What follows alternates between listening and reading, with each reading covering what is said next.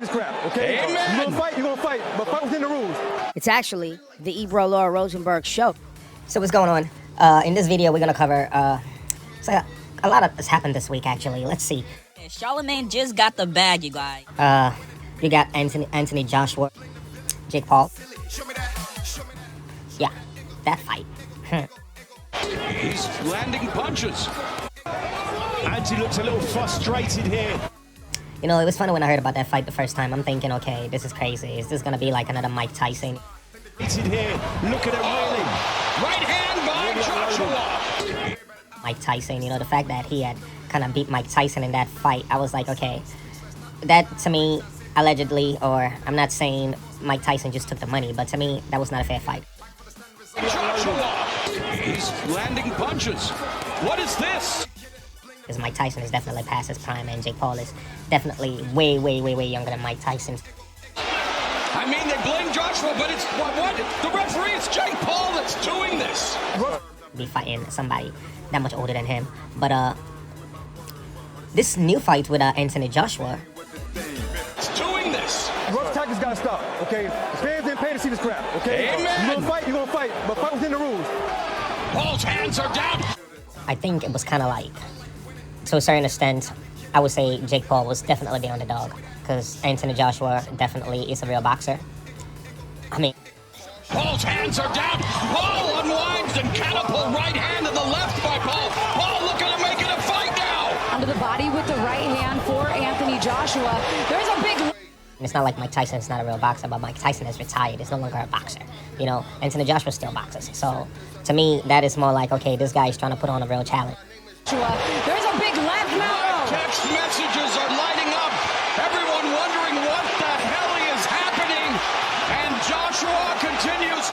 Against somebody who is definitely out of his league, you know? That's how I felt about it. But I was like, okay, well, if he beats Anthony Joshua, I would feel like that was kind of staged. When I mean staged, like in the sense of, it's one of those situations where you don't expect it to happen, but if it does happen, it's like, why it's not really fair, because Anthony Joshua is so much bigger than Jake Paul.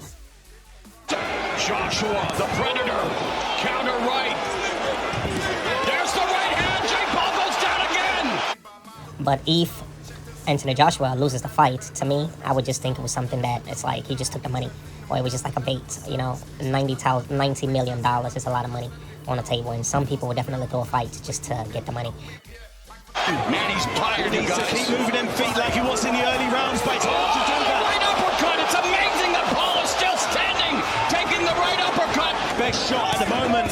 Not that much is going to happen. So in my head, I was kind of thinking like, okay, is this one of those fights where the guy is just going to throw it? Or is it going to be one of those matches where it's going to be like a real fight? So to me, I was not really thinking too much to it, because I'm thinking like, okay. You know, I give Jake Paul credit for stepping in there in the first place, going 6 rounds. All those people that says if this doesn't get past the first round, it's a loss for Anthony Joshua. He did what he was supposed to do, but we also give a little due credit now to Jake Paul.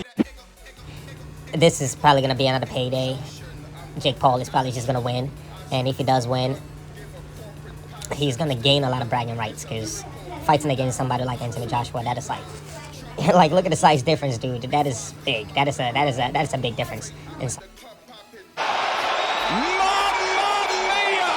You know, I give Jake Paul credit for stepping in there in the first place, going 6 rounds. All those people that says if this doesn't get past the first round, it's a loss for Anthony Joshua. He did what he was supposed to do, but we also give a little due credit now to Jake Paul.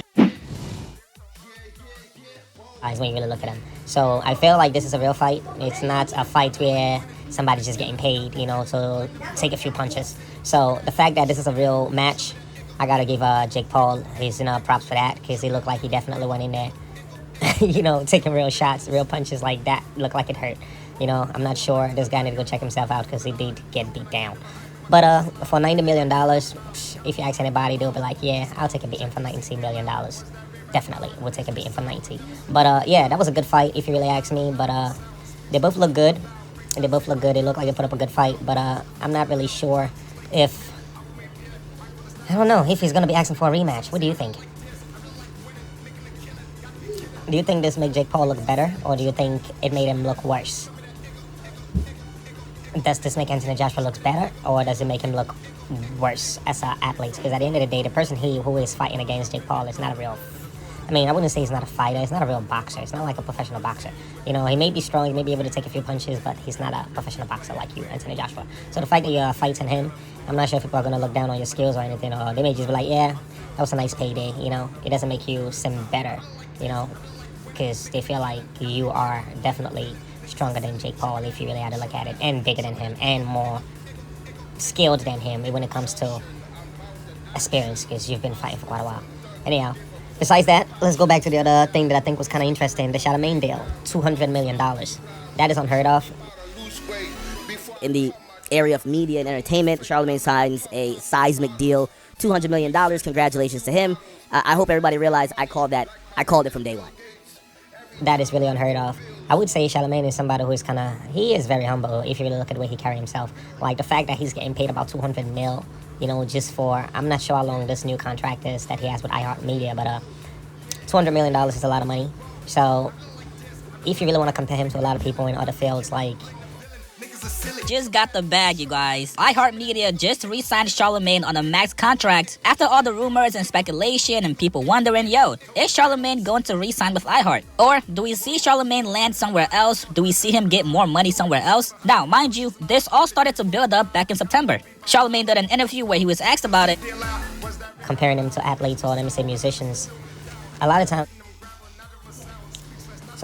when they get that kind of money, you know, not too many people are very humble about it. You know, Charlamagne, I'm not really sure how much he gained from his last contract, or how much was paid from that last contract that just ended.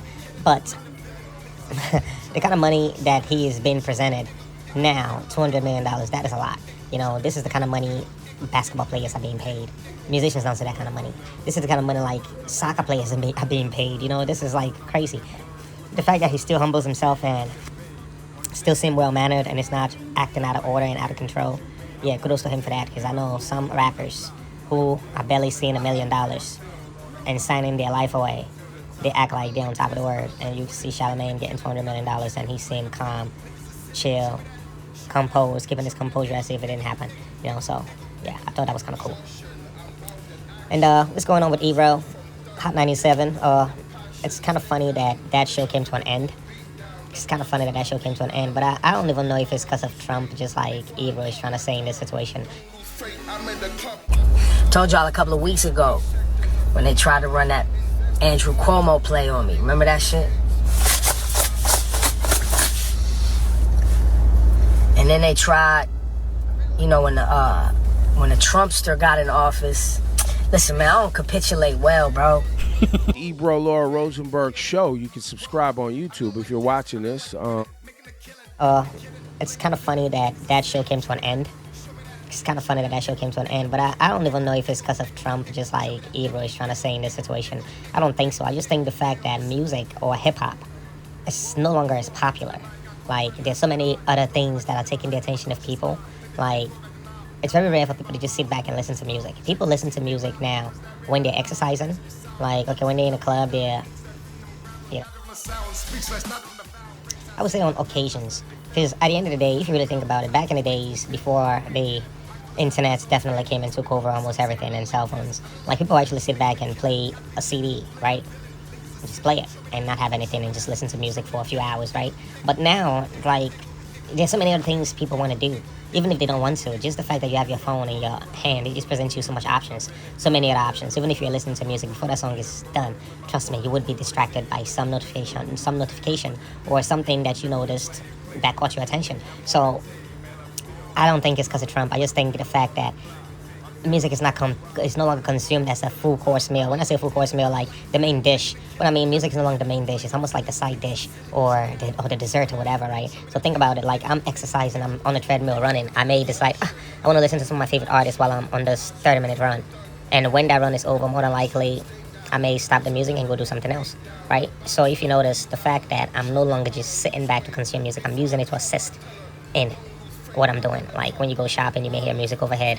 You know, when people are cycling, they may decide to listen to music. But what I mean is, like, people are not just sitting home playing the radio or playing music on their phone without doing anything else. It's always accompanying. Music is always like the side, you know. Whatever you're doing, you decide to have some music on the background but that is not like the main course. You know what I mean? It's not the main dish. It's always like the noise on the background, right? That is if you need some noise, right? Or let me say you're exercising and you're like, okay, let me just do something or play something that's gonna keep me going, right? And when you're done running, you stop it. So I feel like that's the real reason most of these people are losing their jobs. It's kind of like how Blockbuster went out of business. So music is no longer like that important. So if your show is all about hip hop or all about music, it's like, are people still consuming that? Are they still interested? Yeah. So I think that's what the real issue is there. Well, good luck to him. I'm sure he will find other ways to, you know, still continue to. Good luck to them. I'm sure they'll find other ways to keep doing what they're doing. I've seen so many media people lose their jobs and get bigger. I'm sure if Ebro and the other crew members decide to take it up to the next level, they could also find success on YouTube and whichever social media platform they decide to take their show on. Anyhow, though, thanks for watching the video. Respect.